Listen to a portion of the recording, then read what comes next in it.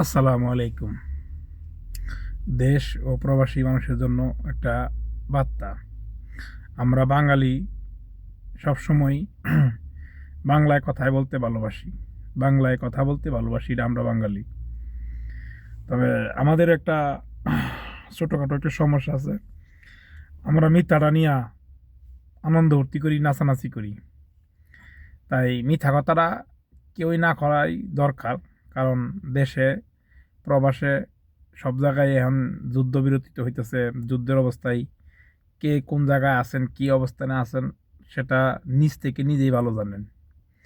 তাই কাজী কারোর বলি, মিথ্যা কথা বলবেন না। মিথ্যা কথা একজনকে বললে একজন এই মিথ্যা কথাটা সত্য মনে করে তার পরিবারের বা বিভিন্ন জায়গায় সেই কথাটা প্রচার করে।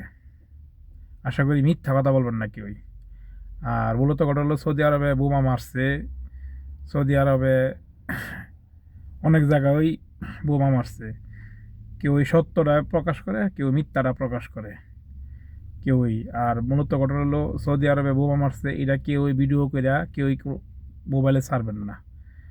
কেউই মোবাইল ছাড়বেন না, কারণ সৌদি আরবের আইন সম্বন্ধে অনেকেরই ধারণা নাই, বা অনেকের ধারণা আছে। দুই প্রকারেরই মানুষ আছে। যে কিছু মানুষ আছে নতুন আইছে, এরা সৌদি আরবের সম্বন্ধে আইন কারণ বুঝে না।